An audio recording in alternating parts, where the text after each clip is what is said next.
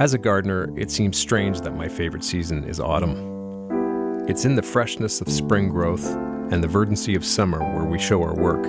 It's what makes us believe that the sweat and the hours bent over a spade is time spent well. But there is something about autumn, that feeling of slowing down, of the cool and gentle end of things. If summer is a season of work, then autumn is a season of reflection. Well, we get to that end eventually, but not so fast. You have a lawn covered in leaves and you need to decide what you're going to do with them.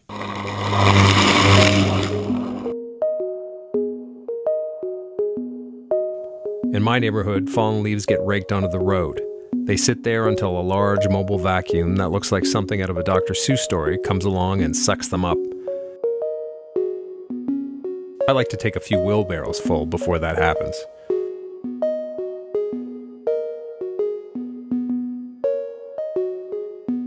I pile them in the driveway and decide what happens next. That's a lot of leaves.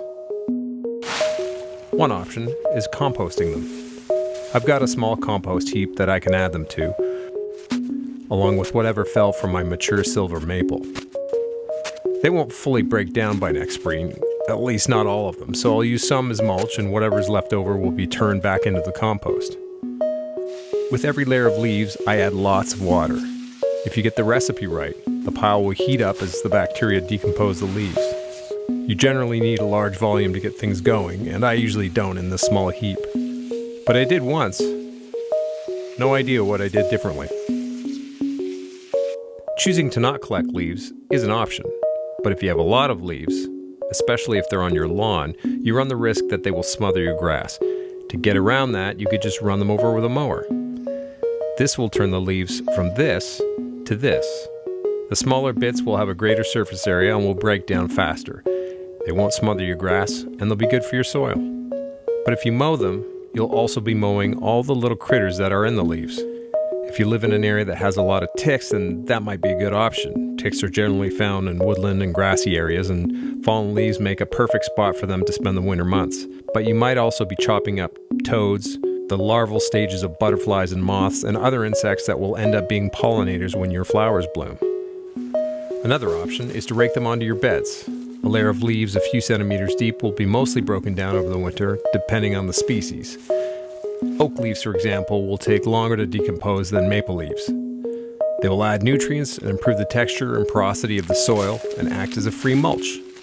Don't dig them into the soil and don't layer them too deeply.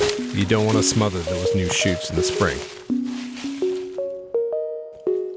As good as they are for your soil, leaves left to find their way into stormwater sewers can cause real problems. Studies have found that an excess load of leaves can cause spikes in phosphorus and nitrogen in streams and lakes, which can lead to this. This isn't the city dyeing a lake green for St. Patrick's Day. It is an algal bloom, which can block sunlight for aquatic plants and produce toxins that are harmful if ingested. So, keep them away from the sewer. Using leaves in the garden just makes sense. How you use them needs to fit with your goals. If you've spent lots of your money and sweat making your garden a haven for pollinators, mowing over the very leaves that host those pollinators might be a bad idea. Maybe you think leaves on the lawn look messy. Maybe you prefer wood mulch to leaves. In the end, it's your garden. Do with the leaves what you will. And smile.